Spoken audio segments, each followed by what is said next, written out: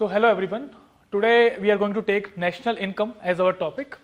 तो हम पहले देखेंगे नेशनल इनकम होती क्या है, कैसे उसको मेजर किया जाता है, क्या क्या चीजें होती है उसके अंदर, नेशनल इनकम एग्रीगेट्स क्या होते हैं जो बहुत कंफ्यूजिंग होते हैं, एंड लास्ट में कुछ टर्मिनोलॉजीज जैसे GDP deflator, per capita income, इस तरह की चीजें हम लोग लास्ट में इसमें देखेंगे. सो शुरू करते हैं. सबसे पहली जो चीज है वो आती है आपकी factors of production. What are factors of production?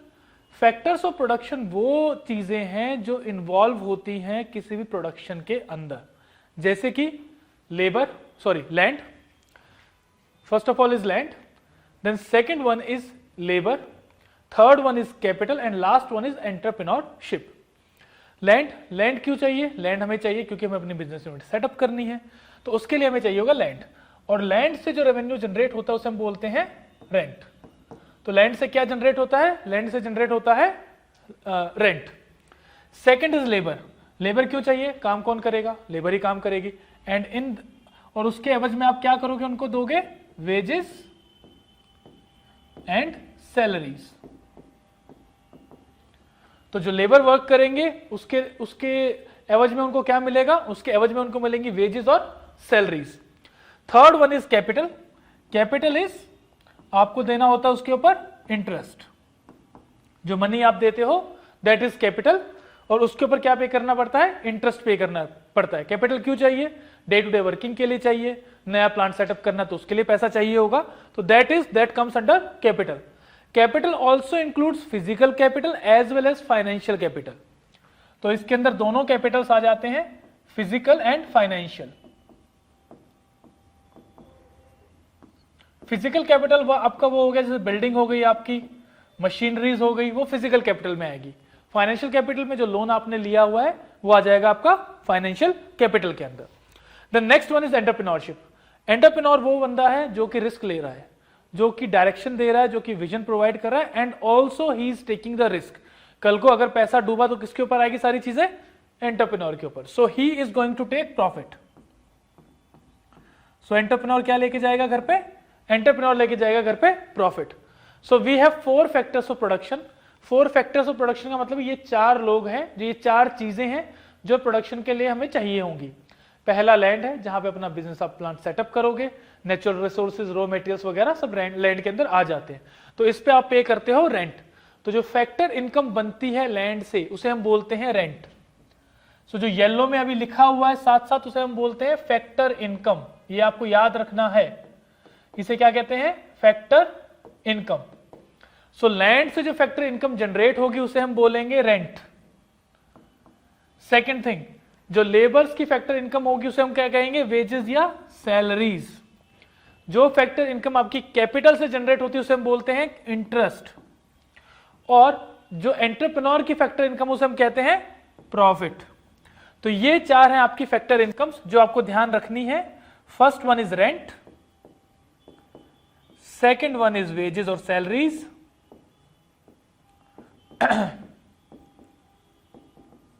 तीसरी आपकी हो जाती है इंटरेस्ट, और लास्ट वन इज प्रॉफिट. तो ये 4 फैक्टर्स ऑफ इनकम है, फैक्टर्स ऑफ प्रोडक्शन की. ये चीजें बार बार आएंगी इस चैप्टर के अंदर, सो इनको प्लीज क्लियर रखना. फैक्टर्स ऑफ प्रोडक्शन, ये है फैक्टर इनकम. ठीक है, अब आगे मूव करते हैं upon the types of taxes. तो कौन से टाइप के इनडायरेक्ट टैक्सेस हमारे होते हैं? हमारे 2 तरह के इनडायरेक्ट टैक्सेस हैं. First one is net production tax और दूसरा हमारा है नेट प्रोडक्ट टैक्स. पहला कौन सा है? नेट प्रोडक्शन टैक्स, और दूसरा कौन सा है हमारा? Net product tax. प्रोडक्शन और प्रोडक्ट टैक्स के अंदर डिफरेंस क्या है?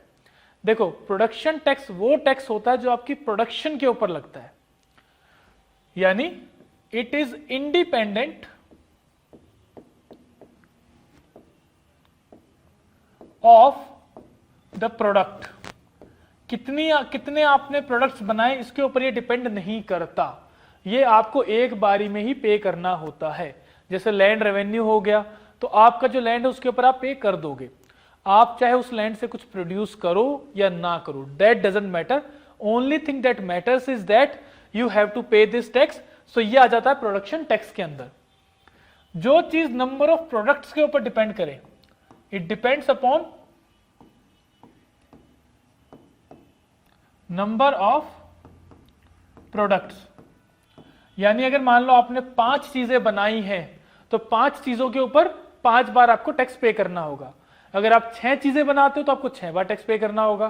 फॉर एग्जाम्पल अगर हम ये पेन ही बनाना शुरू करें तो अगर ये एक पेन बना है तो एक पेन के ऊपर टैक्स होगा। अगर ऐसे 10 पेन बने हैं तो 10 पेन के ऊपर टैक्स होगा। अगर ऐसे 20 पेन बने तो 20 के ऊपर टैक्स होगा। तो जैसे जैसे नंबर ऑफ प्रोडक्ट्स इंक्रीज करते जाएंगे वैसे वैसे प्रोडक्ट टैक्स भी इंक्रीज करता जाएगा। So product tax is directly dependent upon number of products और द क्वांटिटी प्रोड्यूस्ड। तो जितनी क्वांटिटी प्रोड्यूस होगी उसी के ऊपर ये प्रोडक्ट टैक्स डिपेंड करेगा। प्रोडक्शन टैक्स क्वांटिटी के ऊपर डिपेंड नहीं करता। It does not depend upon quantity. ये आपको एक बारी में ही पे करना होता है। आप चाहे एक पेन बनाओ, चाहे आप ऐसे 50 पेन बनाओ या आप ऐसे 1000 पेन बनाओ, तो ये इसकी जो वैल्यू है वो कांस्टेंट रहती है। इसकी वैल्यू क्या है? इसकी वैल्यू वेरिएबल है, ये चेंज होती रहेगी। जितनी आपकी प्रोडक्शन बढ़ती जाएगी, जितनी आप क्वांटिटी प्रोड्यूस करते जाओगे, उतना ही आपका प्रोडक्ट टैक्स बढ़ता जाएगा। सो इनडायरेक्ट टैक्स को हम 2 पार्ट्स में डिवाइड करते हैं इस चैप्टर के अंदर।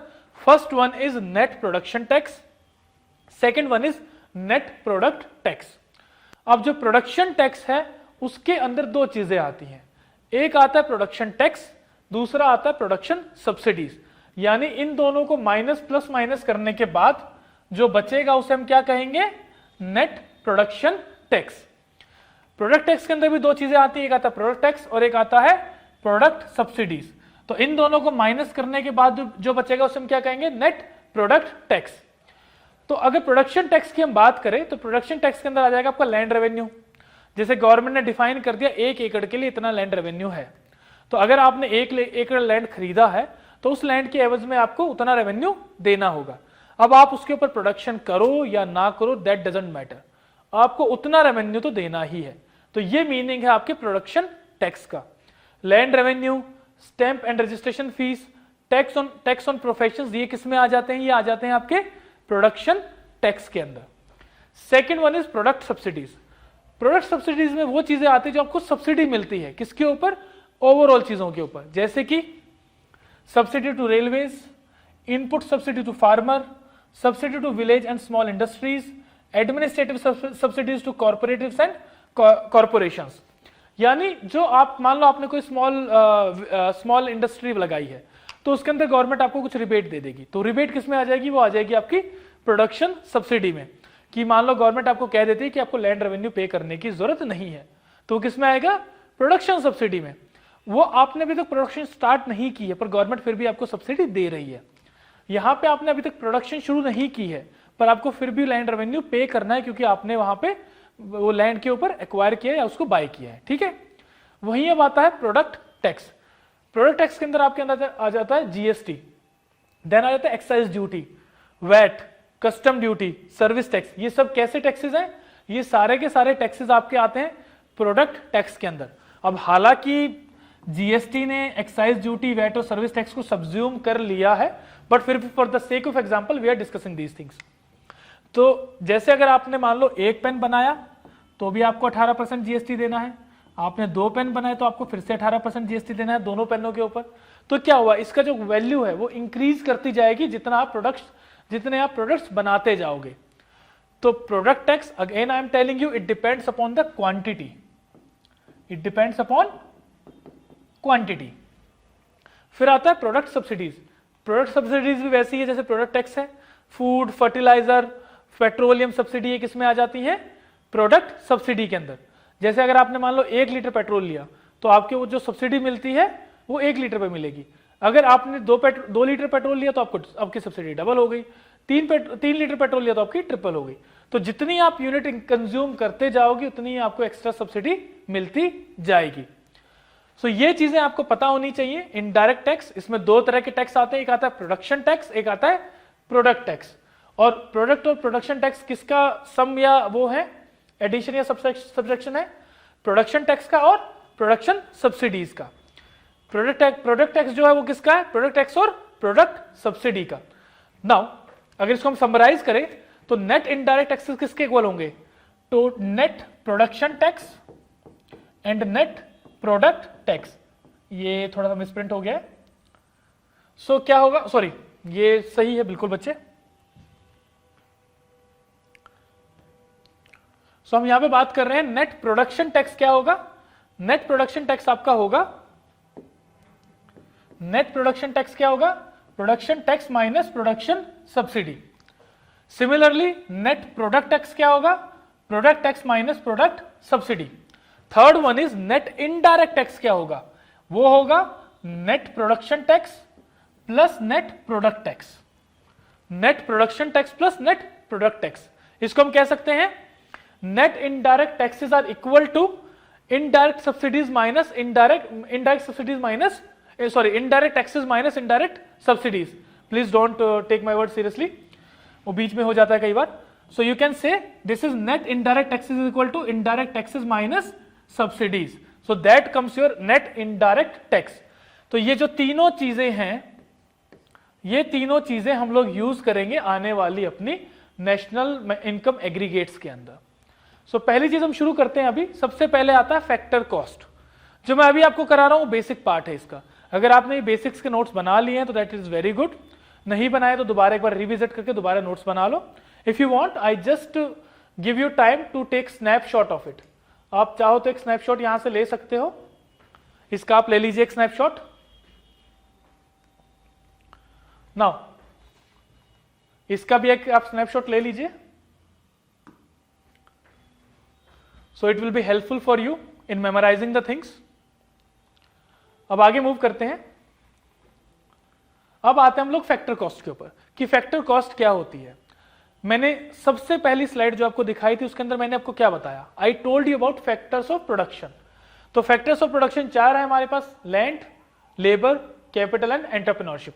और ये चारों क्या अर्न करते हैं? ये अर्न करता है, लैंड अर्न करता है रेंट, लेबर अर्न करता है वेज या सैलरीज, कैपिटल पे आपको मिलता है इंटरेस्ट, और एंटरप्रेन्योरशिप में मिलता है प्रॉफिट। तो जब आप इन चारों चीजों को मिलाकर जो बनाते हैं उसे हम कहते हैं फैक्टर कॉस्ट। तो factor cost consist of rent, interest plus wages और सैलरीज प्लस योर प्रॉफिट। तो ये क्या हो गया आपका? ये हो गया आपका फैक्टर, ये क्या हो गया आपकी? ये हो गई आपकी फैक्टर कॉस्ट, और ये बहुत इंपॉर्टेंट है। नेक्स्ट थिंग आती है फैक्टर कॉस्ट की डेफिनेशन, एक बार देख लेते हैं पहले। It is cost of production, it is cost of factors of production that is incurred by a firm when producing goods and services. It is cost of factors of production, it is cost of factors of production incurred on the firm. तो यानी जो factors of production की जो cost आएगी उसे हम क्या कहेंगे? Factor cost. ये क्लियर होनी चाहिए। फैक्टर कॉस्ट में क्या क्या होता है? लैंड के लिए जो हम रेंट देते हैं वो, लेबर के लिए जो वेजेस देते हैं वो, कैपिटल के लिए जो इंटरेस्ट देते हैं वो, और लास्टली एंटरप्रेन्योरशिप के लिए जो प्रॉफिट देते हैं वो। तो इन चारों को जब हम इकट्ठा करते हैं तो क्या बन जाती है हमारी? Factor cost. Now factor cost में अगर आप नेट प्रोडक्शन टैक्सेस को ऐड कर दोगे, क्या ऐड करोगे? Net production taxes. In factor cost you are adding net production taxes. I am again telling you, production taxes हम ऐड कर रहे हैं यहां पे। प्रोडक्शन टैक्सेस वो टैक्सेस होते हैं जो क्वांटिटी पे डिपेंड नहीं करते, वो डायरेक्ट, वो इनवेरिएबल होते हैं, वो कांस्टेंट होते हैं, जैसे land revenue, stamp duty, registration fees etcetera. इससे क्या बन जाता है? ये बन जाता है बेसिक प्राइस। तो बेसिक प्राइस क्या हुआ? Basic price is factor cost plus net production tax. ये बन गया आपका बेसिक प्राइस। अब इस बेसिक प्राइस के अंदर अगर आप प्रोडक्ट टैक्सेस को ऐड कर दोगे, इन बेसिक प्राइसेस के अंदर अगर आप प्रोडक्ट टैक्सेस को ऐड कर दोगे, प्रोडक्ट टैक्स कौन से होते हैं? प्रोडक्ट टैक्स वो होते हैं जो क्वांटिटी पे डिपेंड करते हैं। तो अगर आप बेसिक प्राइसेस के अंदर प्रोडक्ट टैक्सेस को ऐड करोगे तो किससे क्या बन जाएगा? इससे बन जाएगा आपका मार्केट प्राइस। मार्केट प्राइस वो प्राइस है जिसपे हमें प्रोडक्ट्स मिलते हैं। मार्केट प्राइस कौन सा प्राइस है? मार्केट प्राइस वो प्राइस है जिसपे हमें मार्केट के अंदर प्रोडक्ट्स मिलते हैं। यानी जो एमआरपी लिखा होता है चीजों पे, वो क्या होता है आपका? Market price. ठीक है, अगर हमें देखना फैक्टर कॉस्ट और मार्केट प्राइस के बीच में क्या रिलेशन है, तो इट इज फैक्टर कॉस्ट में अगर हम टोटल नेट इनडायरेक्ट टैक्सेस को ऐड कर दे, यानी जितने भी इनडायरेक्ट टैक्सेस अगर हम उनको ऐड कर दे तो क्या बन जाएगा हमारा मार्केट प्राइस। क्यों? क्योंकि नेट इनडायरेक्ट टैक्सेस कैसे बने हैं, net production plus net product tax को ऐड करके। So it includes net production and product taxes. तो इफ इन फैक्टर कॉस्ट के अंदर अगर हम सारे के सारे इनडायरेक्ट टैक्सेस को ऐड करते हैं तो हमारा बन जाता है मार्केट प्राइस। क्या बन जाता है? Market price. मार्केट प्राइस कौन सा प्राइस है? Market price is the price that consumer page for the product while purchasing it from the seller. It includes indirect taxes and subsidies. तो जितने भी इनडायरेक्ट टैक्सेस हैं, प्रोडक्शन एंड प्रोडक्ट दोनों के दोनों इसमें ऐड होते हैं। ये तीनों चीजें आपको क्लियर होनी चाहिए। What is factor cost, what is basic price, what is market price. इन तीनों के ऊपर आगे की चीजें डिपेंड करेंगी। तो I have told you what are factors of production, ये आपको पता होना चाहिए। नेट इनडायरेक्ट टैक्स क्या है, नेट प्रोडक्शन टैक्स क्या है, नेट प्रोडक्ट टैक्स क्या है, उसके बाद फैक्टर प्राइस क्या है, बेसिक प्राइस क्या है और मार्केट प्राइस क्या है। ये सारी टर्मिनोलॉजीज आपको रटी होनी चाहिए, आपके समझ में आनी चाहिए। नाउ इसके बाद हम आगे मूव करते हैं। If you want to take a snapshot, आप लोग स्नैपशॉट ले सकते हो इसका।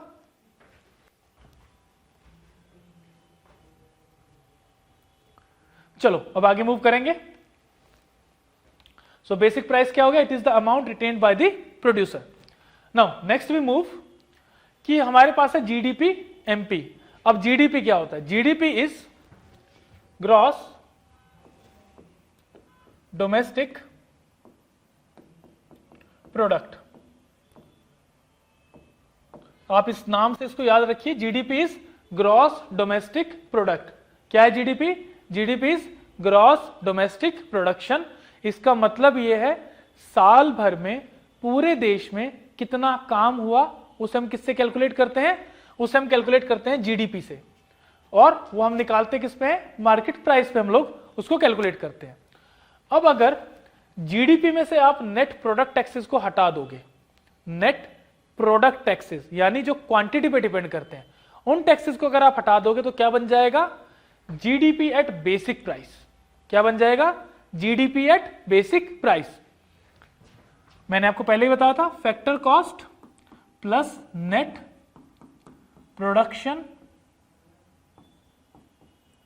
Tax is equal to basic price. Basic price plus net product tax is equal to market price. तो हम क्या कर रहे हैं? मार्केट प्राइस में से नेट प्रोडक्ट टैक्सेस को निकाल रहे हैं, तो क्या बन जाएगा हमारे पास? Basic price. उसके बाद अगर बेसिक प्राइस से प्रोडक्शन टैक्सेस को आप हटा दोगे तो क्या बन जाएगा? It will become GDP at factor cost. क्या बनेगा? GDP at factor cost. तो ये लाइन आपको याद होनी चाहिए, GDP at market price minus net product taxes is equal to GDP at basic price. GDP at basic price minus net production taxes is equal to GDP at factor cost. और GDP at factor cost में से अगर आप depreciation हटा दोगे तो आपको मिल जाएगा net domestic product at factor cost. ये क्या होता है?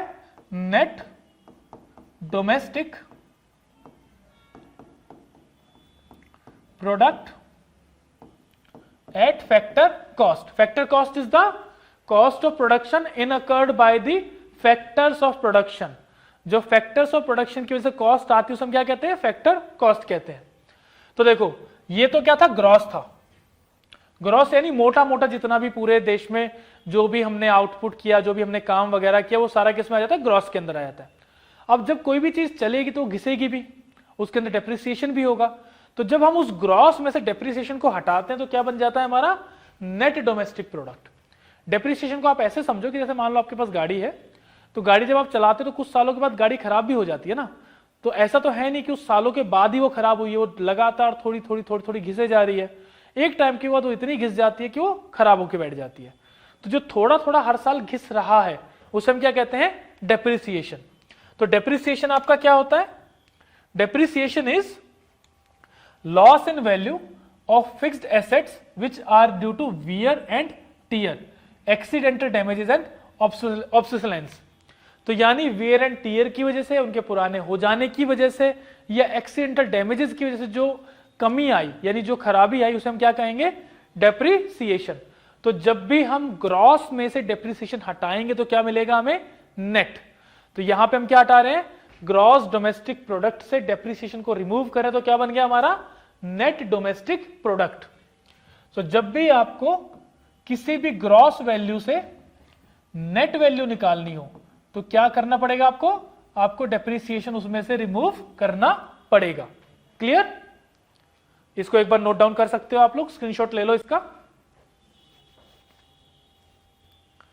अब आगे मूव करते हैं। नाउ नेक्स्ट इज डोमेस्टिक और इकोनॉमिक टेरिटरी। कि डोमेस्टिक या इकोनॉमिक टेरिटरी क्या होती है? डोमेस्टिक टेरिटरी वो टेरिटरी होती है जो हमारे देश की बाउंड्रीज या पॉलिटिकल बाउंड्रीज के अंदर आती हैं। जो भी चीजें, तो जो भी चीजें, जो भी प्रोडक्शन हमारी खुद की बाउंड्रीज के अंदर हुई, उसे हम क्या कहते हैं, डोमेस्टिक टेरिटरी।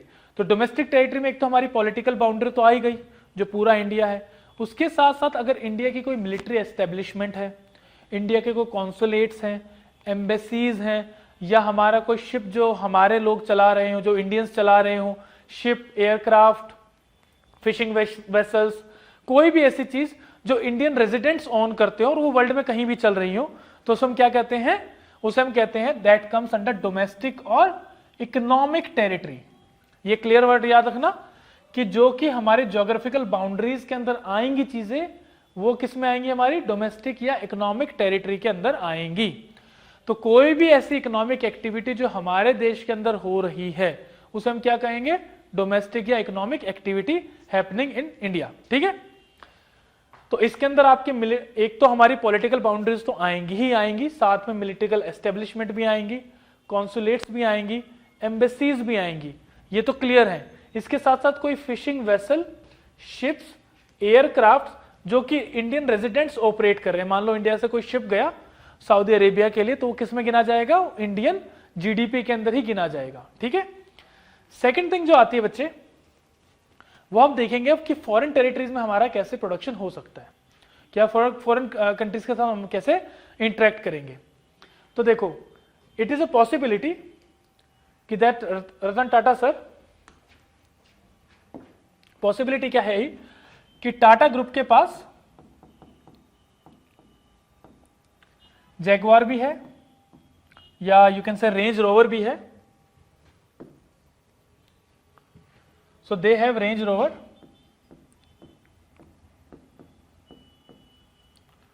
तब हो क्या रहा है,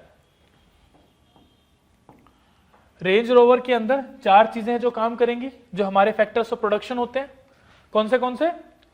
एक उनको लैंड चाहिए, एक उनको लेबर चाहिए, ठीक है, फिर उनको कैपिटल भी चाहिए होगा वहां पे, और एंटरप्रेन्योरशिप भी होगी ना। तो लैंड वो वहीं का यूके का यूज कर रहे हैं इस टाइम पे, लेबर भी वहीं के यूज कर रहे हैं, देन कैपिटल इंडिया से भी ले सकते हैं, वहां से भी उठा सकते हैं, एंड जो एंटरप्रेन्योरशिप है उससे क्या मिलता है, प्रॉफिट। तो एंटरप्रेन्योरशिप से क्या मिलेगा, प्रॉफिट। जो प्रॉफिट है वो इंडिया में आ रहा है ना इंडिया के अंदर प्रॉफिट। सो ये क्या हो गया, एक तरह का फैक्टर इनकम हो गई जो इंडिया के अंदर आती है। तो ये क्या है, factor income.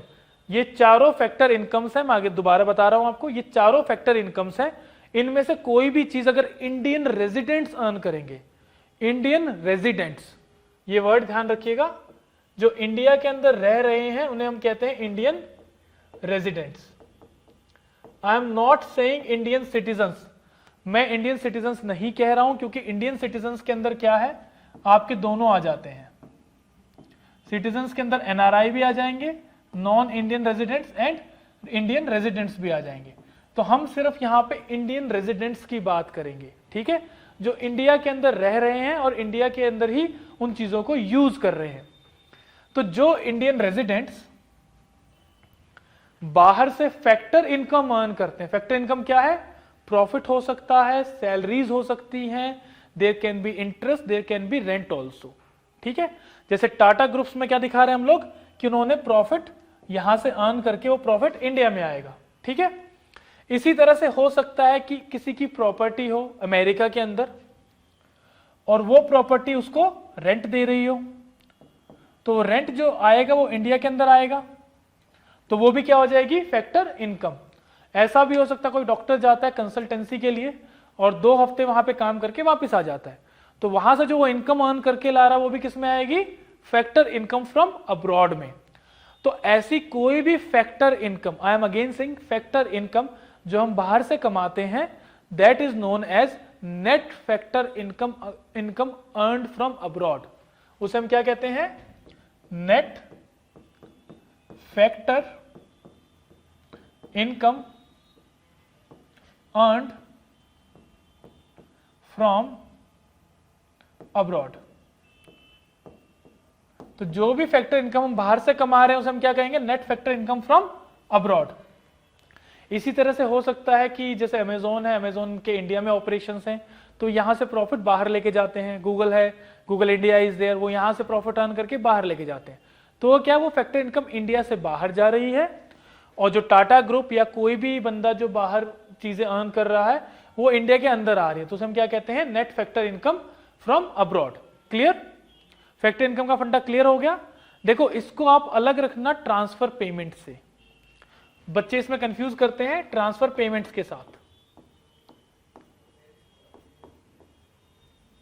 Transfer payments and net factor income from abroad, ये दोनों अलग अलग चीजें हैं बिल्कुल। जो ट्रांसफर पेमेंट्स है वो पेमेंट्स होती हैं जिसमें आप कोई काम नहीं करते, जैसे आपके मान लो भाई या आपके पेरेंट्स या कोई भी आपका रिश्तेदार है वो बाहर गया है और वो आपके लिए वहां से कुछ रेमिटेंसेस भेजता है, तो रेमिटेंसेस ट्रांसफर पेमेंट का पार्ट है, वो फैक्टर इनकम का पार्ट नहीं है।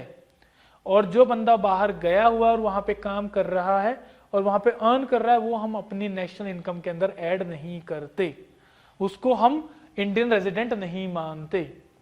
तो it should be first of all आपने कुछ काम किया हो और आप इंडियन रेजिडेंट हो, तो जो आप कमा के लाओगे उसे हम बोलेंगे factor income earned from abroad, ठीक है।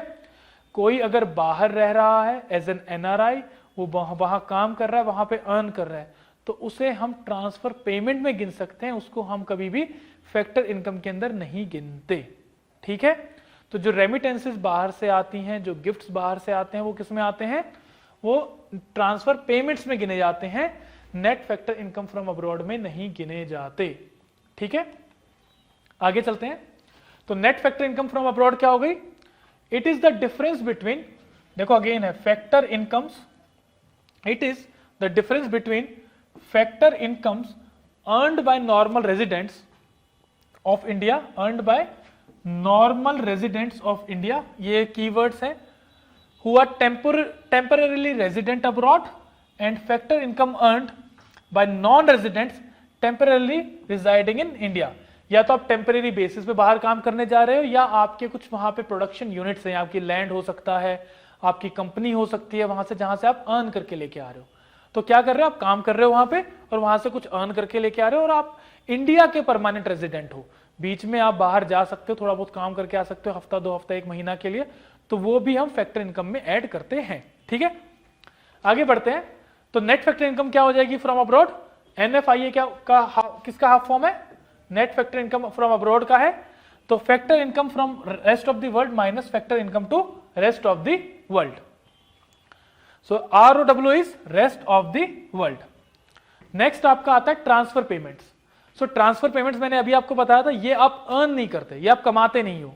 इसमें आप क्या करते हो, इसमें आपको सिर्फ एक तरह से बख्शीश की तरह मिलता है, चाहे आपका कोई भाई बाहर गया हुआ है, उसने आपके लिए रेमिटेंसेस हर महीने भेज दिए, तो वो क्या है, वो वहां पर रह रहा है, वहीं पे खर्चा कर रहा है, उसने अपना वहीं पे सेटल हो रखा है वो, पर वो आपके लिए रेमिटेंसेस भेज रहा है और उसके लिए आप कुछ काम नहीं कर रहे हो, तो वो किस में गिनी जाएंगी, वो गिनी जाएंगी ट्रांसफर पेमेंट्स के अंदर।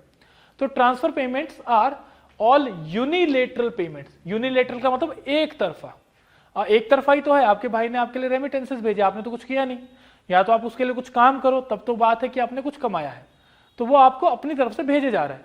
तो that is a unilateral payments corresponding to which there is no exchange of goods and services in the economy. So it is very important, mark the words, कि it is unilateral payment in which there is no exchange of goods और services, यानी कोई भी काम नहीं किया गया उन पेमेंट्स के लिए। तो ये एक तरफा पेमेंट्स है। इसके एग्जांपल्स क्या हो जाएंगे? किसी ने आपको गिफ्ट दे दिया, आपको डोनेशन मिली है। ओल्ड एज पेंशन भी किस में आएगी? ट्रांसफर पेमेंट्स में आएगी। ट्रांसफर पेमेंट्स का मतलब ये नहीं कि जो बाहर से आ रहा है, transfer payments can be in India also. जो सब्सिडीज मिलती हैं, जो पेंशन वगैरह मिलती है ओल्ड एज की, जो विडो पेंशन मिलती है, वो किस में आती है? ट्रांसफर पेमेंट में। इवन जो स्कॉलरशिप्स आपको मिलती हैं वो भी किस में आती है? ट्रांसफर पेमेंट्स के अंदर वो आती है। ठीक है, स्कॉलरशिप हो सकती है, अनएम्प्लॉयमेंट कंपनसेशन एक्सेट्रा, जो भी चीजें बिना काम किए जो मिल रहा है उसे हम क्या कहते हैं? Transfer payment. इवन स्कॉलरशिप में कुछ बच्चे कह सकते हैं कि स्कॉलरशिप तो हम लोग मेहनत करते हैं तब जाके हमें मिलती है, but still it is a reward. It is a reward, आपको एक तरह से पहचाना जा रहा है, पर आप उस स्कॉलरशिप के एवज में कोई काम उस बंदे को करके नहीं दे रहे हो। आप जो स्कॉलरशिप लेते हो उसके उल्टे आप गवर्नमेंट के लिए कुछ काम नहीं करते हो। गवर्नमेंट ये एक सोशल सेक्टर स्कीम्स के अंदर चलाती है, तो वो किस में गिना जाएगा? वो गिना जाएगा ट्रांसफर पेमेंट्स के अंदर। ठीक है, एनएफआईए और ट्रांसफर पेमेंट्स, इन दोनों के बीच में डिफरेंस आपको क्लियर होना चाहिए। Net factor income from abroad and transfer payment दोनों डिफरेंट है। Net factor income from abroad का मतलब ये कि आपने ये कमाया है, आपने या तो कुछ काम किया है, कोई गुड्स बनाए हैं, कोई सर्विसेज वहां पे दी हैं। ट्रांसफर पेमेंट्स के अंदर ये यूनिलेटरल पेमेंट होती है, इसमें कोई भी काम आपने नहीं किया, ना कोई गुड्स एक्सचेंज हुए, ना कोई सर्विसेज एक्सचेंज हुई। ठीक है, चलो आगे चलते हैं। So transfer payments are not part of national income, this is very important. ये नेशनल इनकम का पार्ट नहीं है, बट ये पर्सनल इनकम का पार्ट है और इसके ऊपर टैक्स पे करना होता है।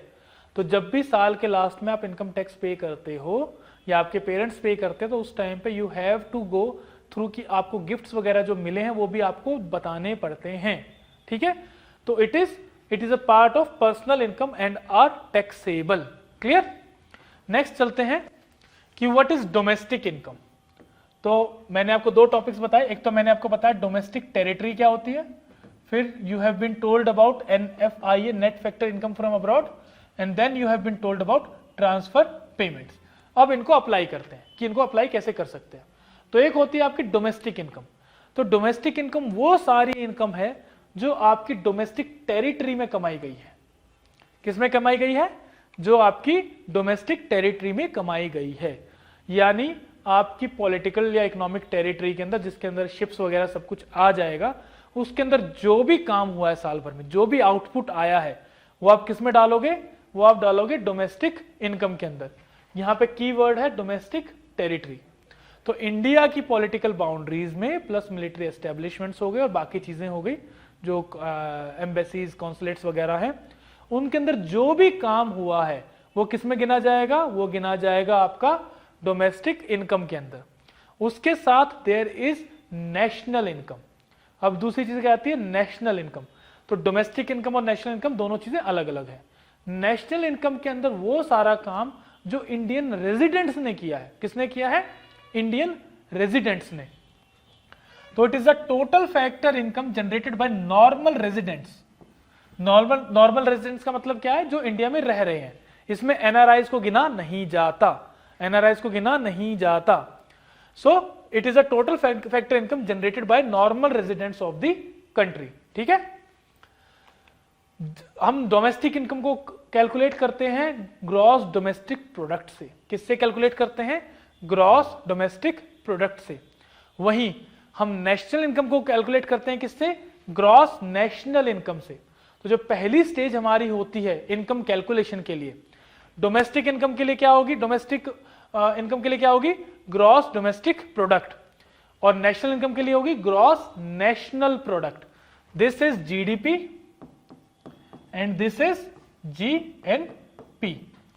जीडीपी जो है, GDP is defined as the total final value of goods and services produced within the domestic territory of a country in a specified period. यानी वो जो डोमेस्टिक टेरिटरी में काम किया जाएगा उसे हम क्या कहेंगे? जीडीपी।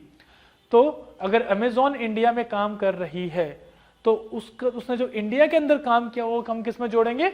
जीडीपी के अंदर उसको काउंट करेंगे। अब जीएनपी क्या है? GNP is the total value of final products and services turned out in A given period by means of production owned by the country. Means of production में आपका land भी आ जाता है, या आपने किसी को बाहर कोई कैपिटल वगैरह दिया हुआ है, या आपके पास कोई फॉर्म वगैरह, जैसे टाटा के पास रेंज रोवर है, वो मीन्स ऑफ प्रोडक्शन में आएगी। तो कोई भी चीज जो इंडियंस जिसको ओन करते हैं, वो मीन्स ऑफ प्रोडक्शन जिसको इंडियंस ओन करते, जो इंडियंस की है, वो किस में गिनी जाएगी? ग्रॉस नेशनल इनकम के अंदर। क्लियर? अब इन दोनों के अंदर बेसिक डिफरेंस मैं बता देता हूं आपको। जैसे इंडिया के अंदर हम लोग तो काम कर ही रहे हैं, सिटीजन्स तो काम कर ही रहे हैं, साथ में अमेजॉन इंडिया भी आके काम कर रहा है, and there is Google India that is also working, and Tata group भी यहाँ पे काम कर रहा है। तो I am just taking an example. तो जो टाटा ग्रुप के इंडिया वाले काम है वो तो जीडीपी में गिने जाएंगे, पर जो काम रेंज रोवर ने किया, जो प्रोडक्शन रेंज रोवर ने की यूके के अंदर, वो जीडीपी के अंदर नहीं गिना जाएगा। ठीक है? यानी जो अमेजॉन इंडिया के अंदर काम कर रहा है, जो गूगल इंडिया के अंदर काम कर रहा है, जो फेसबुक इंडिया के अंदर काम कर रहा है, कुछ प्रोडक्शन अगर करता है, सर्विस हो चाहे गुड्स हो, वो सारे के सारे जीडीपी में गिने जाएंगे। बट जो टाटा ग्रुप की रेंज रोवर सब्सिडरी कंपनी है, वो जो बाहर काम कर रही है, वो इसमें नहीं गिना जाएगा। ठीक है? आई am just taking an example. ठीक है? तो वो इसमें नहीं गिना जाएगा। ग्रॉस नेशनल इनकम के अंदर क्या होगा? उसके अंदर जो सिटीजन्स काम कर रहे हैं, जो टाटा ने इंडिया में काम किया, और जो टाटा की कंपनी जो बाहर है उसने जो काम किया, वो भी गिना जाएगा। और इसमें अमेजॉन इंडिया का, गूगल इंडिया का, फेसबुक वगैरह जो भी बाहर की कंपनीज हैं, जो यहां से सिर्फ प्रॉफिट लेके जा रही हैं, उसका काम इसमें नहीं गिना जाएगा। क्लियर? तो यानी हम सिर्फ किसका काम देख रहे हैं? हम उनका काम देख रहे हैं जो इंडियन रेजिडेंट्स हैं, not Indian citizen, Indian resident. क्योंकि Amazon is a US based company, Google is a US based company, तो जो उसका प्रॉफिट वो सारा कहां जाता है? यूएस के अंदर जाता है। ठीक है? तो अमेजॉन इंडिया के अंदर जो एम्प्लॉयज काम कर रहे हैं वो तो यहां गिना जाएगा जीएनपी के अंदर, पर जो अमेजॉन का प्रॉफिट है वो कहां जाएगा? वो जाएगा आउटसाइड, तो वो ग्रॉस नेशनल इनकम में नहीं गिना जाएगा। क्लियर? सो अगर हम जीडीपी और जीएनपी के बीच में रिलेशन देखें, तो जीडीपी और जीएनपी में, अगर जीडीपी में आप net factor income from abroad को ऐड करोगे तो क्या बन जाएगा आपका? Gross national income. क्या बन जाएगा? Gross national income. If you want to note it down तो आप नोट डाउन कर सकते हो। जीडीपी में जब एनएफआईए या नेट फैक्टर इनकम को ऐड किया जाता है तो क्या बन जाता है? Gross national income. अब आगे मूव करते हैं, स्क्रीनशॉट ले लिया होगा आई होप आपने। देन अब इसको थोड़ा समराइज करते हैं। तो जीडीपी में से अगर आप डेप्रिसिएशन हटाओगे तो क्या बनेगा? एनडीपी। क्या बनेगा? NDP, net domestic product. वहीं अगर जीडीपी के अंदर आप net factor income from abroad को ऐड करोगे तो क्या बन जाएगा? Gross national income. क्या बनेगा? Gross national income. जीडीपी के अंदर net factor income from abroad को ऐड करके क्या बनता है? Gross national income. Gross national income में से अगर आप डेप्रिसिएशन को हटा दोगे, ये देखो इसका मतलब क्या है? डेप्रिसिएशन को हम लोग माइनस कर रहे हैं, तो डेप्रिसिएशन को अगर माइनस करोगे तो क्या बन जाएगा? Net national income. क्या बनेगी? Net national income. और नेट डोमेस्टिक प्रोडक्ट और नेट नेशनल इनकम के बीच में क्या रिलेशन है? कि अगर हम नेट डोमेस्टिक प्रोडक्ट के अंदर एनएफआईए को ऐड कर दें, यानी net factor income from abroad को ऐड करें, तो क्या बन जाएगा हमारा? Net national income. क्लियर? इसको आप नोट डाउन कर लो एक बार, या स्क्रीनशॉट वगैरह जो भी लेना है ले लो। चलो अब आगे बढ़ते हैं। तो ये हमारा है पुराना chart. GDP at market price में से हमने हटाया नेट प्रोडक्ट टैक्सेस, तो बन गया हमारे पास GDP at basic price. Basic price से हमने हटाया प्रोडक्ट टैक्सेस, प्रोडक्शन टैक्सेस, तो क्या बन गया? GDP at factor cost. और जीडीपी एट फैक्टर कॉस्ट में से अगर हमने हटाया डेप्रिसिएशन तो क्या बनेगा?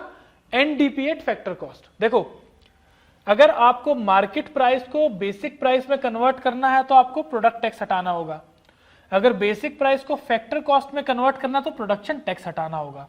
क्लियर? वहीं अगर आपको ग्रॉस को नेट में कन्वर्ट करना है तो क्या हटाना होगा? डेप्रिसिएशन। सो ये जो नीचे सबसेट्स लिखे हुए हैं इनसे कंफ्यूज नहीं होना है। आप यहां पे क्या कन्वर्ट कर रहे हो? यहां पे ग्रॉस को कन्वर्ट कर रहे हो नेट के अंदर। ये क्या है?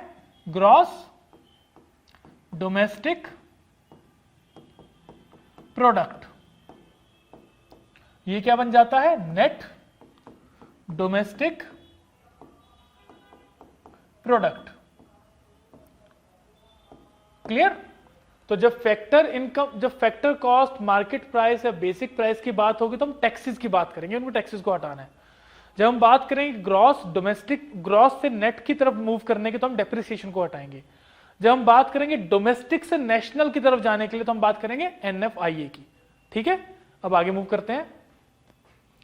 Now GDP at market price, अगर आप इसमें से सारे के सारे नेट इनडायरेक्ट टैक्सेस हटा दोगे तो क्या बन जाएगा?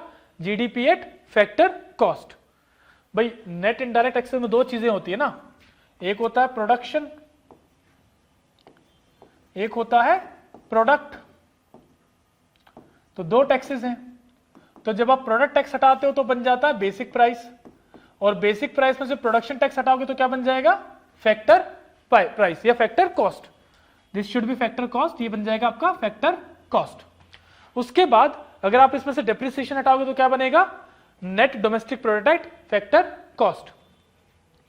अब अगर जीडीपी एट फैक्टर कॉस्ट में आप net factor income from abroad add कर दोगे तो क्या बनेगा? GNP at factor cost. क्या बनेगा? GNP at factor cost. ये थोड़ा सा छोटा सा करेक्शन है, ये बन जाएगा जीडीपी एट फैक्टर कॉस्ट। और जीडीपी एट फैक्टर कॉस्ट में से जब आप डेप्रिसिएशन को हटा दोगे तो बन जाएगा आपका net national product at factor cost. ठीक है, तो या तो आप डेप्रिसिएशन को हटाओ इसमें से, किसमें से? जीएनपी एट फैक्टर कॉस्ट में से, या फिर आप नेट डोमेस्टिक प्रोडक्ट में से, प्रोडक्ट में net factor income from abroad add कर दो तो क्या बन जाएगा? NNP at factor cost. क्या बनेगा? NNP at factor cost. और एनएनपी एट फैक्टर कॉस्ट को ही हम कहते हैं नेशनल इनकम।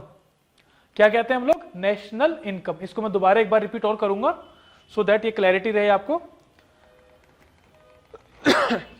सबसे पहले हम लोग लेते हैं जीडीपी एट मार्केट प्राइस। क्यों? क्योंकि जीडीपी एट मार्केट प्राइस पे हम लोग पहला स्टेप अपना लेंगे। तो जीडीपी एट मार्केट प्राइस में अगर आप नेट इनडायरेक्ट टैक्सेस को हटा रहे हो तो आपका मार्केट प्राइस कन्वर्ट हो जाता है फैक्टर प्राइस के अंदर। ठीक है, किसमें कन्वर्ट हो जाएगा? फैक्टर प्राइस के अंदर। अब ये जो जीडीपी एट फैक्टर प्राइस है इसको हम लोग कन्वर्ट करेंगे एनडीपी एट फैक्टर प्राइस पे। किसमें कन्वर्ट करेंगे? एनडीपी एट फैक्टर प्राइस में। तो उसके लिए हम डेप्रिसिएशन को हटा देंगे। अब जो जीडीपी एट फैक्टर प्राइस, उसमें अगर हम net factor income from abroad add करेंगे तो क्या बन जाएगा हमारा? हमारा बन जाएगा GNP at factor cost. GNP at factor cost. वहीं अगर आप एनडीपी के अंदर net factor income from abroad को ऐड करोगे तो क्या बन जाएगा? NNP at factor cost. क्या बनेगा? NNP at factor cost. NNP at factor cost यानी net national product at factor cost is known as national income. जो आपका नेट नेशनल प्रोडक्ट है उसी को हम कहते हैं एट फैक्टर कॉस्ट। याद रखना, एट फैक्टर कॉस्ट, उसी को हम कहते हैं नेशनल इनकम। ये क्वेश्चन पूछा जा चुका है यूपीएससी के अंदर भी, और ये क्वेश्चन बहुत प्रोबेबल है, आपको पता होना चाहिए।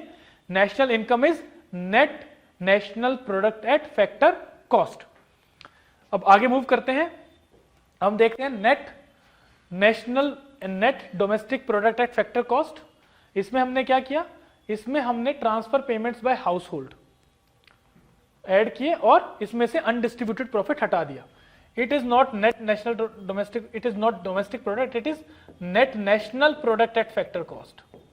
ये क्या है? Net national product at factor cost लेंगे, यानी नेशनल इनकम को हम यहां पे ले रहे हैं। तो आप क्या ले रहे हो? Net national product at factor cost.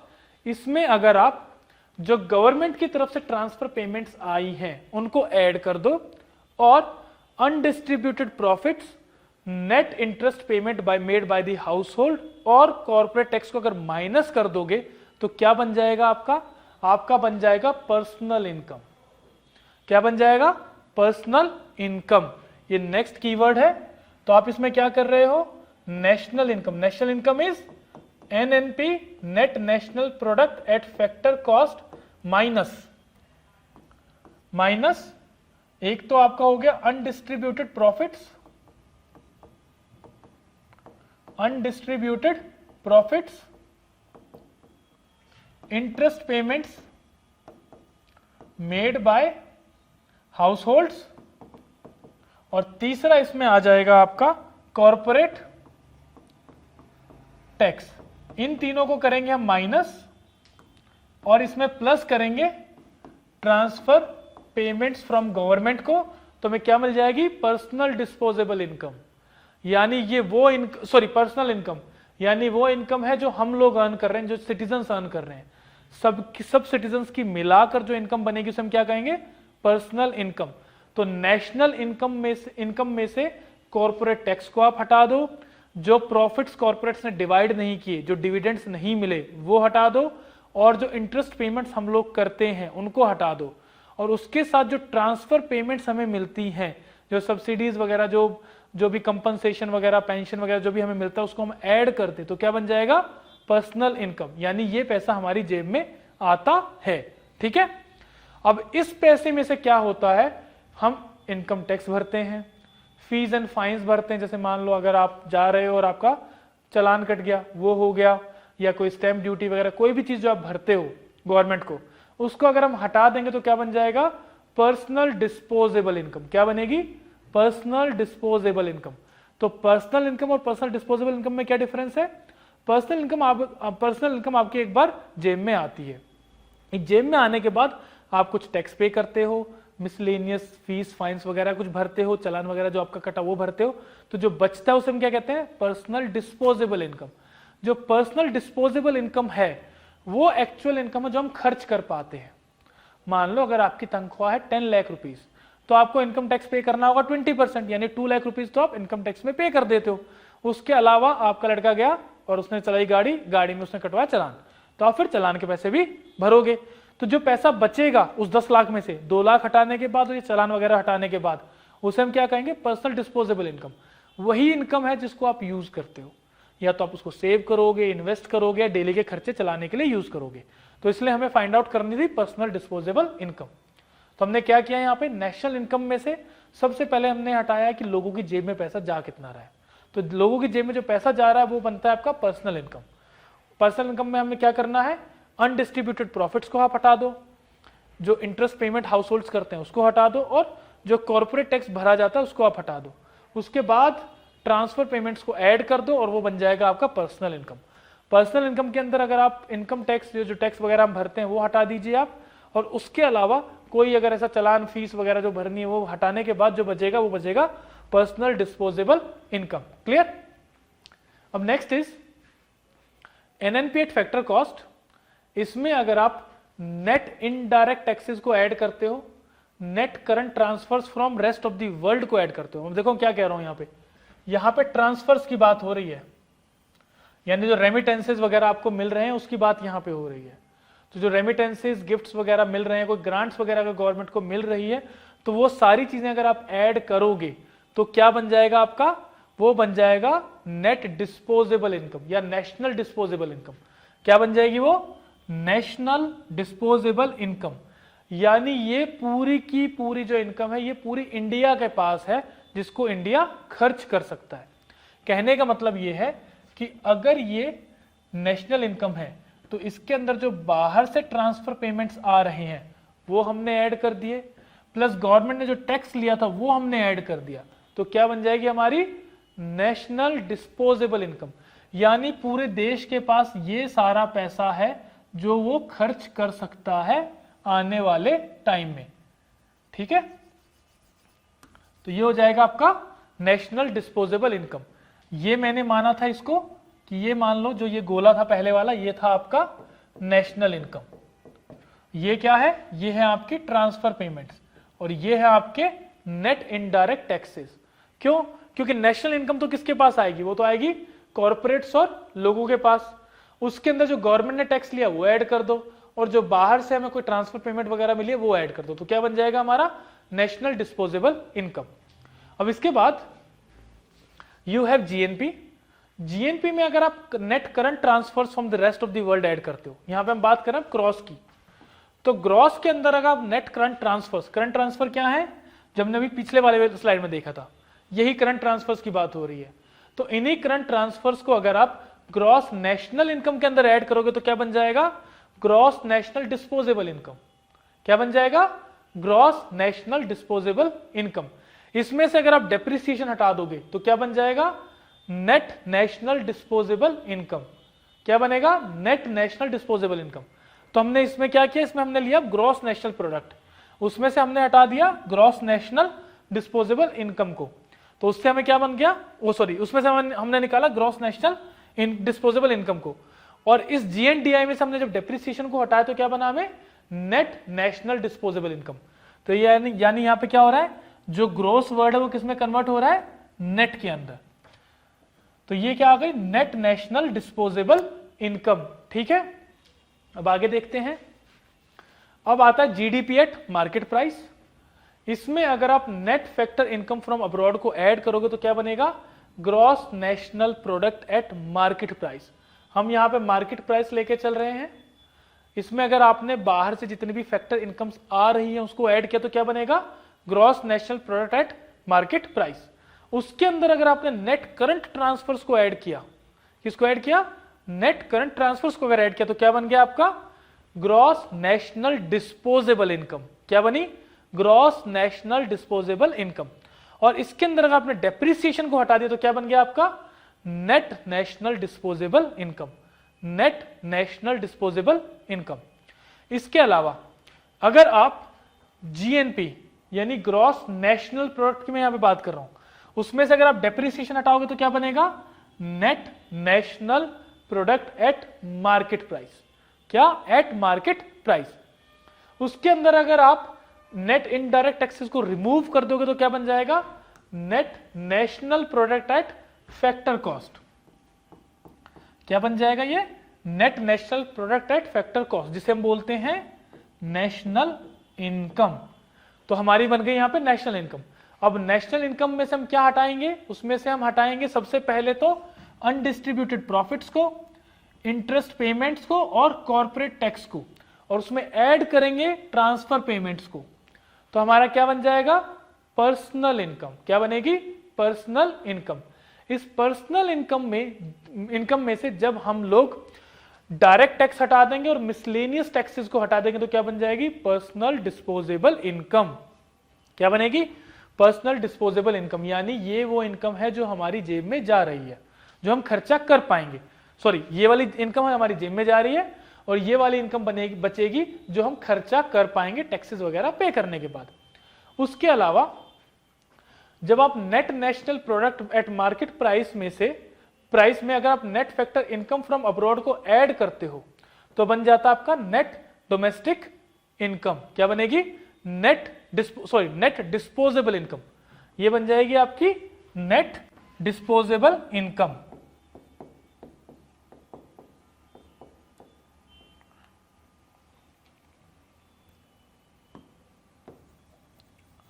ये बनेगी आपकी नेट नहीं, नेशनल डिस्पोजेबल इनकम। क्या बनेगी आपकी, नेशनल डिस्पोजेबल इनकम। और वहीं अगर आप नेट नेशनल प्रोडक्ट यानी नेशनल इनकम के अंदर अगर आप ऐड करते हो इनडायरेक्ट टैक्सेस को भी और net factor income from abroad को भी, तो क्या बन जाएगा आपका, वो बन जाएगा आपका नेशनल डिस्पोजेबल इनकम। ठीक है, क्या बनेगा, national disposable income. You can copy down this chart, ये चार्ट आप कॉपी डाउन कर सकते हो। तो पूरे जितने नेशनल एग्रीगेट्स हैं वो इसमें सारे क्लब हो जाते हैं।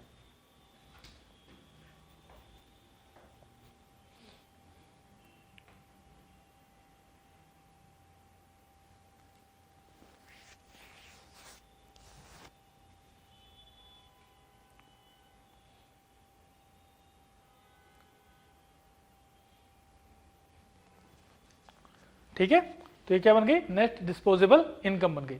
अब आगे मूव करते हैं बच्चे।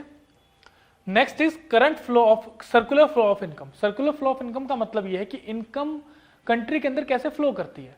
तो एक तरफ तो होते हैं आपके हाउस होल्ड्स, दूसरी तरफ आपके क्या होते हैं, एंटरप्राइजेस होते हैं। यानी हाउस होल्ड्स कौन है, जो घर हैं, जो ही कंजम्पशन करते हैं, और एंटरप्राइजेस कौन से, जो प्रोडक्शन करते हैं। तो जो हाउस होल्ड्स हैं वो प्रोडक्शन के अंदर कैसे हेल्प करते हैं, वो वहां पे लेबर वगैरह, एंटरप्रेन्योरशिप, रेंट के लिए लैंड वगैरह, ये सब कुछ देंगे। और एंटरप्राइजेस क्या करेंगी, उन चीजों को यूज करके वो कुछ ना कुछ बनाएंगी। जैसे मान लो पिज्जा बनाना है, तो पिज्जा बनाने के लिए आपको आदमी भी चाहिए होंगे, आपको लेबर भी चाहिए होगा, मटेरियल भी चाहिए होगा, आपको स्पेस भी चाहिए होगा। तो वो चीजें हाउस होल्ड प्रोवाइड करेगा, लेबर वगैरह, लैंड वगैरह सारी चीजें। और जो एंटरप्रेन्योरशिप है वो प्रॉफिट यहां से लेगी, तो वो कौन होंगे, हाउस होल्ड्स। एंटरप्राइजेस क्या करेंगे, उसको मैन्युफैक्चर करेंगे। तो होता क्या है कि enterprises goods and services supply करते हैं और उसके लिए हाउस होल्ड्स क्या करते हैं, एक्सपेंडिचर करते हैं। क्या करते हैं, खर्चा करते हैं। तो यानी जितना गुड्स एंड सर्विसेज बना उतना ही खर्चा होगा, दोनों चीजें इक्वल हैं। वहीं जो हाउस होल्ड्स है वो क्या करते हैं, वो फैक्टर सर्विसेज प्रोवाइड करते हैं। फैक्टर सर्विसेज प्रोवाइड करने का मतलब ये है कि लेबर, लैंड वगैरह ये सब चीजें वो प्रोवाइड करते हैं। और उनको वापस क्या मिलता है, उनको मिलती है पेमेंट्स, वेजेस, रेंट्स, इंटरेस्ट और प्रॉफिट्स। इवन एंटरप्रेन्योर्स को भी आप गिनोगे हाउस होल्ड्स के अंदर, आखिर में जाते तो घर पे ही है ना वो लोग भी, तो जो प्रॉफिट वगैरह वो सारा हाउस होल्ड में गिना जाएगा। तो हो क्या रहा है, यहां पे काम करके हाउस होल्ड अर्न कर रहे हैं, यहां पे काम करके हाउस होल्ड्स क्या कर रहे हैं, अर्न कर रहे हैं। और अर्न करने के बाद वो खर्चा कर रहे हैं किसमें, जो एंटरप्राइजेस ने बनाया। तो ये क्या बन जाता है, आपका सर्कुलर फ्लो ऑफ इनकम बन जाता है। ठीक है, तो जब भी हम नेशनल इनकम को कैलकुलेट करते हैं तो हम इनमें से कोई भी चीज कैलकुलेट कर सकते हैं। आप या तो देख लो कि कितना आउटपुट आया है, तो ये क्या बन जाता है आपका, ये बन जाता है आपका production method of calculating GDP. ये क्या बन जाता है, प्रोडक्शन या output method of calculating national income. यानी आपने साल भर में कितना काम किया वो इससे आप कैलकुलेट कर सकते हो। दूसरा आपका एक्सपेंडिचर है, ये हो जाता है एक्सपेंडिचर मेथड, कि जो भी कुछ बना है वो क्यों बना, क्योंकि उसको कोई यूज करने वाला है, तो उसे हम कहते हैं एक्सपेंडिचर मेथड। तो आप जितना बनाओगे उतना ही खर्चा होगा, तो ये दोनों इक्वल होने चाहिए। तो या तो आप इससे कैलकुलेट कर लो या आप इससे कैलकुलेट कर लो, या तो आप ये देख लो कि कितनी प्रोडक्शन हुई है साल भर में, या आप ये देख लो कि कितना एक्सपेंडिचर हुआ है उन चीजों पे। फिर नेक्स्ट थिंग आती है कि जो भी काम हम लोग करते हैं उसके लिए हमें सैलरीज वगैरह मिलती हैं। तो जो काम हम कर रहे हैं वो क्या है, वो आउटपुट में कन्वर्ट होकर आ रहा है। जो भी काम, जो भी फैक्टर सर्विसेज हम लोग दे रहे हैं वो किस में कन्वर्ट हो रहा है, वो आउटपुट में कन्वर्ट हो रहा है। और उसके लिए हमें क्या है, उसके लिए हमें तनख्वाह वगैरह या प्रॉफिट वगैरह मिल रहा है। तो वो जो प्रॉफिट होगा, जो इनकम अर्न होगी, वो भी गुड्स एंड सर्विसेज के इक्वल ही होगी। तो तीनों चीजें, गुड्स एंड सर्विसेज यानी आउटपुट मेथड, एक्सपेंडिचर यानी एक्सपेंडिचर मेथड, और this is known as income method. आप इन तीनों में से किसी को भी यूज करके नेशनल इनकम को कैलकुलेट कर सकते हो। तो हमारे पास तीन मेथड्स हैं जीडीपी कैलकुलेट करने के लिए या नेशनल इनकम कैलकुलेट करने के लिए। उसमें पहला मेथड आपका जो आता है वो आता है आउटपुट मेथड या प्रोडक्शन मेथड या वैल्यू एडेड मेथड। जो सेकंड मेथड है उसे हम कहते हैं इनकम मेथड या डिस्ट्रीब्यूशन मेथड, और third one is known as expenditure method और टोटल आउटले मेथड। इसको आप नोट डाउन कर सकते हो एक बार। तो ये तीन मेथड्स हैं जीडीपी कैलकुलेट करने के लिए, नेशनल इनकम कैलकुलेट करने के लिए। तो सबसे पहले हम देख लेते हैं प्रोडक्शन मेथड, आउटपुट मेथड या वैल्यू एडेड मेथड के अंदर हम क्या करते हैं। तो इसमें क्या होता है, ये मेथड बेस्ड होता है कि कितनी गुड्स एंड सर्विसेज साल भर में बनी है, उनके बेसिस पे हम कैलकुलेट करते हैं कि कितना हमने साल भर में काम किया। और इसके अंदर हम निकालते हैं gross value added. Gross value added का मतलब ये होता है कि अगर आप कुछ बना रहे हो तो उसमें आप कुछ रॉ मटेरियल्स भी यूज कर रहे हो, तो रॉ मटेरियल्स को यूज करके आप कुछ नई चीज बनाते हो।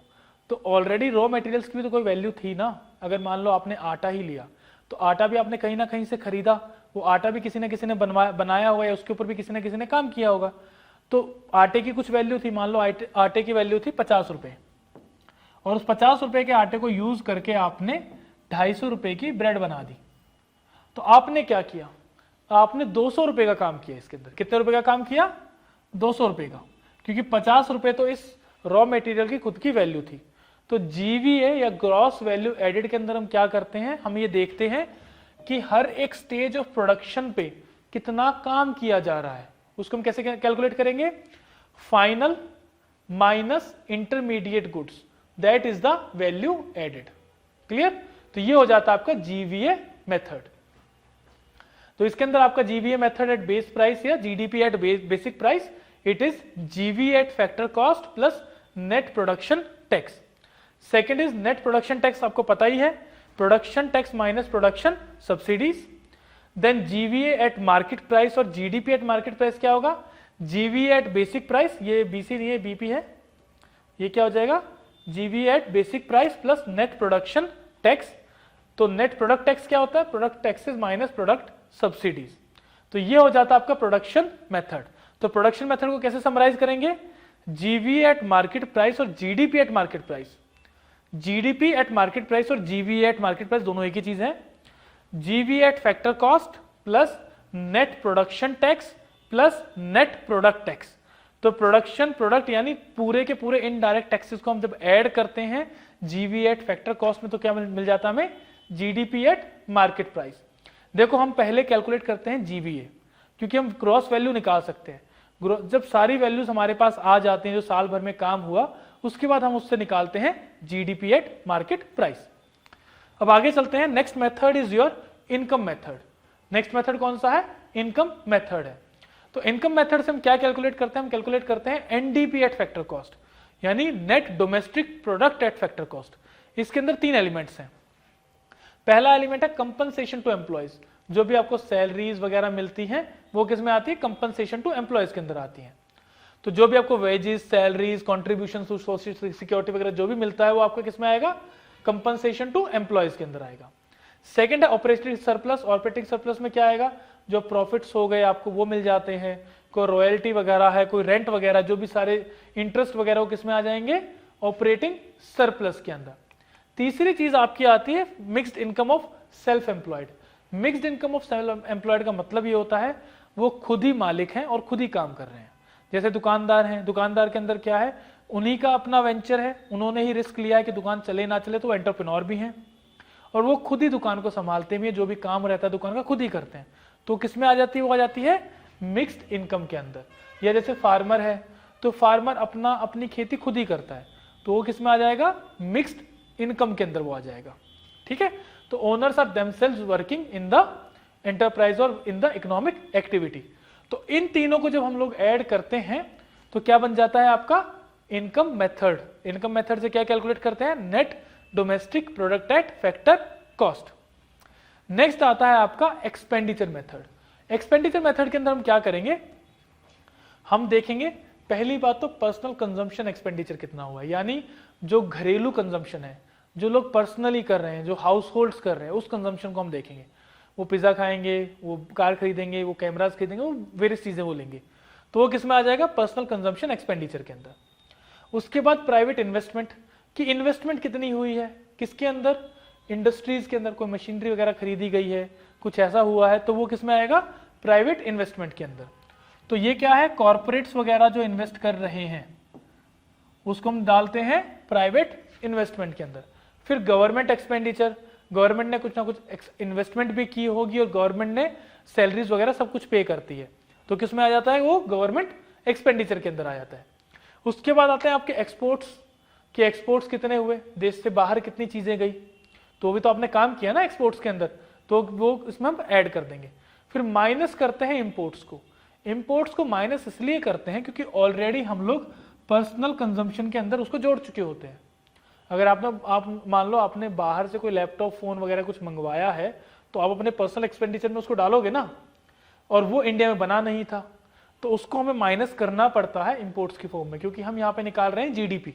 GDP means gross domestic product. तो personal consumption expenditure plus private investment plus government expenditure plus exports minus imports, that becomes your expenditure method of calculating income. अब मैं इन तीनों की स्लाइड्स आपको एक बार दे रहा हूं, आप अगर चाहें तो you can take screenshot of that.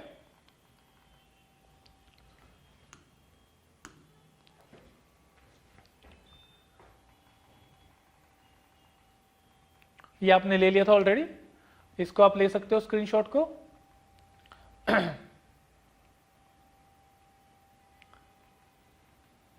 Then this one also you can take.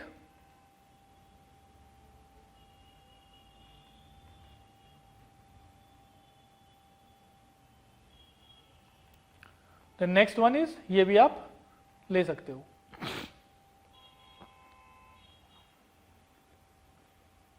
चलो अब आगे मूव करते हैं। आगे आता है आपका नॉमिनल जीडीपी। नॉमिनल जीडीपी वो जीडीपी होता है जो कि आप करंट प्राइसेस पे निकालते हो। तो नॉमिनल जीडीपी क्या हो गया? It is the GDP calculated at the current prices. और दूसरा होता है रियल जीडीपी। रियल जीडीपी वो जीडीपी होता है जो कि हम कांस्टेंट प्राइसेस पे निकालते हैं। किस पे निकालते हैं? कांस्टेंट प्राइसेस पे। ये दोनों चीजें भी मैं आगे आके एक्सप्लेन करूंगा। एक और टर्मिनोलॉजी है that is known as GDP deflator. GDP deflator होता है नॉमिनल जीडीपी डिवाइडेड बाय में रियल जीडीपी। क्या होता है वो? Nominal GDP divided by real GDP. अब देखते हैं आपका कि नॉमिनल और रियल जीडीपी हम निकालते कैसे हैं। तो मैंने ये माना है कि मान लो देश के अंदर ये 4 चीजें बनाई जाती हैं, पेन, बॉटल, कप और चेयर। तो पहले 2021-22 में इसको बनाया गया। ये एक एग्जाम्पल है, कोई एक्चुअल वैल्यूज नहीं है, ध्यान रखिएगा। तो ये पहले 2021-22 में हमने बनाया। तो उस टाइम पे एक पेन की कीमत थी 10 रुपए, बॉटल की कीमत 100 रुपए थी, उसी तरह से कप की कीमत 50 रुपए थी और चेयर्स की कीमत थी 500 रुपए। और जो क्वांटिटी लास्ट जो प्रोडक्शन हुई, यानी जो आउटपुट हमें मिला, वो मिला हमें 100 यूनिट्स हमने पेन की बनाई, 100 बॉटल की बनाई, 100 कप्स की बनाई और 100 चेयर्स की यूनिट बनाई। तो इससे हम जब जीडीपी निकालेंगे तो कैसे निकालेंगे? इनको तो प्लस कर नहीं सकते क्योंकि इसकी पेन की वैल्यू कम है और पेन की वैल्यू क्या है? कम है, और बॉटल की वैल्यू ज्यादा और चेयर की वैल्यू और भी ज्यादा। तो हम कैसे निकालते हैं? हम इन दोनों को मल्टीप्लाई कर देते हैं। तो हम किसकी टर्म्स में निकालते हैं? हम निकालते हैं पैसे की टर्म्स में कि कितना हमने लगभग काम किया लास्ट ईयर। तो अगर हम इन दोनों को मल्टीप्लाई करेंगे तो 1000 रुपीज का काम हुआ पेन के लिए। 1000 रुपीज का काम किसके लिए हुआ? पेन के लिए हुआ। बॉटल के लिए हुआ 10,000 रुपीज का काम, कप्स के लिए हुआ 5,000 रुपीज का काम और चेयर्स का हुआ 50,000 रुपीज का काम। तो अगर चारों को टोटल प्लस करेंगे तो हमने लगभग लास्ट ईयर 66,000 का काम किया। ठीक है, अब इस ईयर की बात कर लेते हैं, जो करंट हमारा ईयर अभी गया है 2022-23। उसमें क्या हुआ? जो पेन के प्राइसेस थे वो डबल हो गए, वो बन गया 10 का 20 रुपया। जो हमारी बॉटल है उसके भी 20 रुपए बढ़ गए, वो 120 रुपए की हो गई। वहीं जो कप्स हैं वो सस्ते हो गए, वो 60 रुपए के रह गए। और जो चेयर है वो भी महंगी हो गई, वो बन गई 600 रुपए की। और जो हमने प्रोडक्शन किया वो कैसे किया? 110 यूनिट तो हमने बनाई पेन की। पिछले साल हमने 100 यूनिट्स बनाई थी, इस साल हमने क्या बनाई? 110 यूनिट, यानी हमारी प्रोडक्शन इंक्रीज हुई। वहीं अगर हम बॉटल्स की बात करें तो हमने पिछले साल 100 यूनिट्स बनाई थी, इस साल बनाई हमने सिर्फ 90 यूनिट, तो हमारी प्रोडक्शन क्या हो गई? कम हो गई। तीसरा, कप्स जो थे वो हमने पिछले साल 100 बनाए थे, इस बार हमने 150 बनाए, तो कितने हो गए?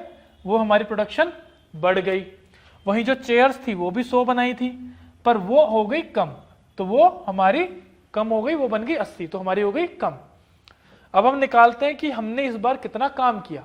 तो जो नॉर्मल तरीका है जीडीपी निकालने का वो ये है, प्राइस के साथ क्वांटिटी को मल्टीप्लाई करते जाओ।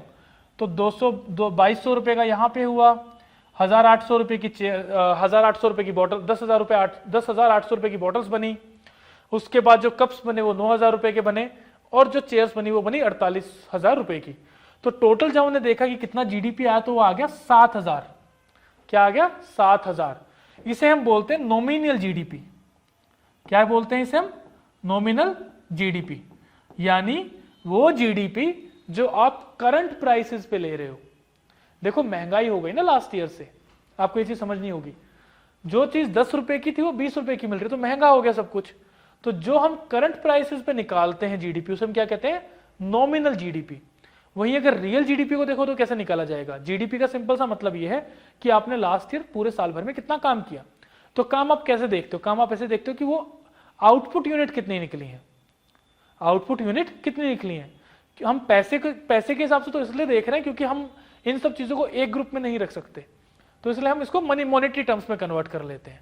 पर अगर हम मॉनेटरी टर्म्स में कन्वर्ट कर रहे हैं तो हमें इन्फ्लेशन को भी तो हटाना होगा ना। जो इन्फ्लेशन लास्ट ईयर आई उसको हमें हटाना होगा।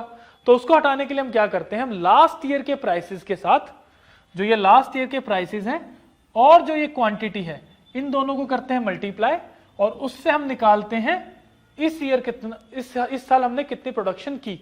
अगर हम पिछले साल के प्राइसेस को लेते तो 1100 रुपए की हुई, फिर 9,000 की हुई, 7500 की हुई और 40,000 की हुई। तो जो टोटल हमारा जीडीपी निकल के आता है वो आता है 57,600 रुपए।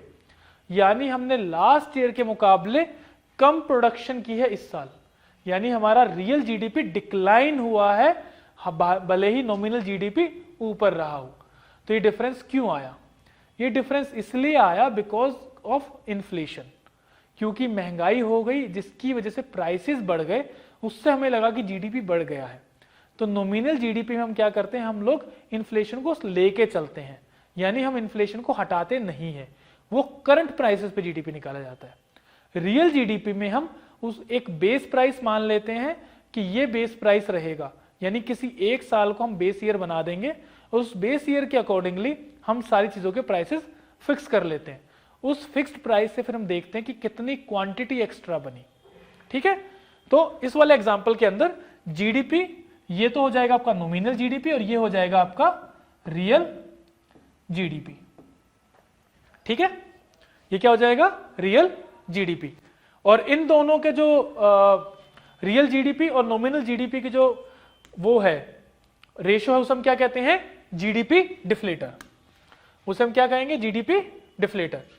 तो जीडीपी डिफ्लेटर क्या बताता है कि लास्ट ईयर और इस ईयर में कितनी महंगाई हुई है। जीडीपी डिफ्लेटर इन्फ्लेशन को रिप्रेजेंट करता है और ये बताता है कि लास्ट ईयर और इस ईयर में कितनी महंगाई हुई है। तो that is known as GDP deflator. तो इट इंडिकेट्स इन्फ्लेशन। क्या इंडिकेट करता है ये, इन्फ्लेशन।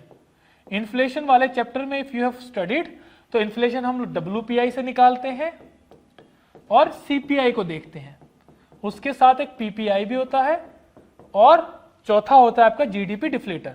पर जीडीपी डिफ्लेटर की जो फिगर्स है वो साल के लास्ट में आती हैं, इसीलिए हम जीडीपी डिफ्लेटर को पॉलिसी के लिए यूज नहीं करते। क्लियर? अब आगे बढ़ते हैं। अब आ गया आपका per capita income. Per capita income का मतलब यह है कि साल भर में हमने एक नेशनल इनकम निकाली थी, हमने निकाली थी एक नेशनल इनकम। नेशनल इनकम क्या थी आपकी, national income was NNP, net national product at factor cost. तो अगर हम करंट प्राइसेस पे लेते हैं net national income eight factor cost को और पॉपुलेशन से डिवाइड करते हैं, तो क्या आ जाता है आपका नॉमिनल पर कैपिटा इनकम। वहीं अगर हम अपनी नेशनल इनकम को रियल टर्म्स में लेते हैं, यानी हम लोग उसको कांस्टेंट प्राइसेस पे लेते हैं, तो क्या बन जाता है आपका real national income eight real per capita national income.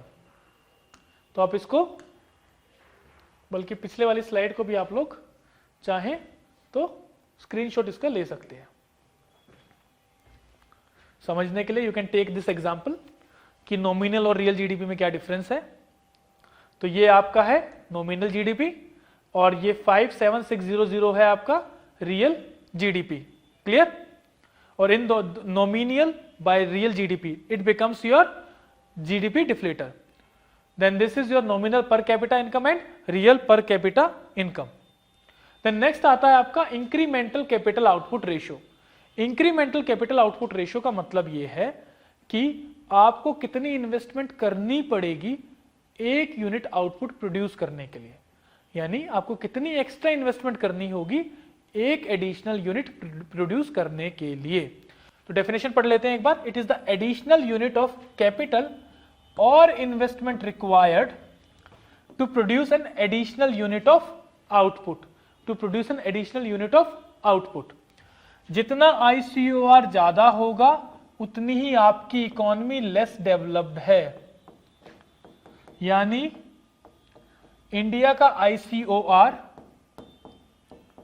ज्यादा होगा यूएस से। US is a developed economy, India is a developing economy. तो डेवलप्ड और डेवलपिंग इकोनॉमी में क्या होता है, ICOR डेवलपिंग इकोनॉमी का ज्यादा होता है और डेवलप्ड इकोनॉमी का कम होता है। कहने का मतलब यह है कि अगर आपको अपना जीडीपी थोड़ा सा बढ़ाना है तो आपको ज्यादा इन्वेस्टमेंट करनी पड़ेगी। तो ICOR ज्यादा होने का मतलब यह है कि आपको ज्यादा इन्वेस्टमेंट करनी होगी अपने जीडीपी को थोड़ा सा आगे बढ़ाने के लिए। वहीं डेवलप्ड इकोनॉमी में they have to invest less to increase their GDP और आउटपुट। ठीक है। Last one is potential GDP.